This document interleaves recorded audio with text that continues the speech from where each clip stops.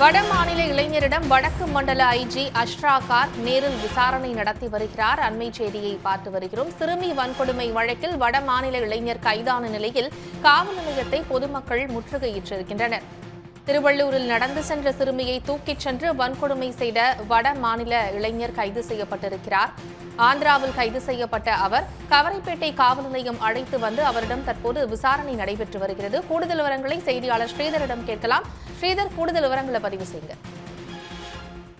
திருவள்ளூர் மாவட்டம் கும்மிடிப்பூண்டி அடுத்த ஆரம்பாக்கத்தில் கடந்த 12ஆம் தேதி பள்ளி முடித்து வீடு திரும்பிய சிறுமியை வடமாநில இளைஞர் ஒருவர் பாலியல் வன்கொடுமை செய்த சம்பவம் பேரதிர்ச்சியை ஏற்படுத்தி இருந்தது. இந்த சம்பவம் தொடர்பாக காவல்துறையினர் பல்வேறு தனிப்படைகள் அமைத்து தீவிர தேடுதல் வேட்டை நடத்தி வந்தனர். குற்றவாளியின் புகைப்படத்தை நோட்டீஸாக அச்சடித்து போஸ்டர் ஒட்டி பொதுமக்கள் அது குறித்து தகவல் தெரிவிக்க வேண்டும் எனவும் வேண்டுகோள் வைத்திருந்த நிலையில் இன்று ஆந்திர மாநிலம் சூலூர்பேட்டை ரயில் நிலையத்தில் வைத்து இந்த குற்றவாளியை தமிழ்நாடு தனிப்படை போலீசார் கைது செய்து தற்போது தமிழ்நாடு அழைத்து வந்திருக்கிறார்கள்.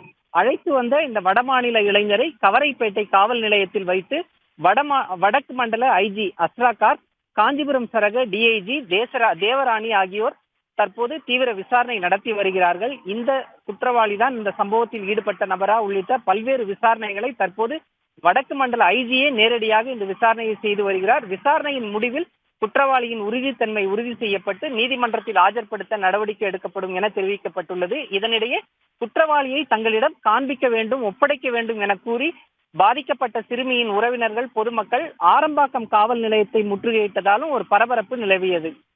உடனுக்குடன் செய்திகளை தெரிந்து கொள்ள சன் நியூஸ் பெல் ஐகானை கிளிக் பண்ணுங்க.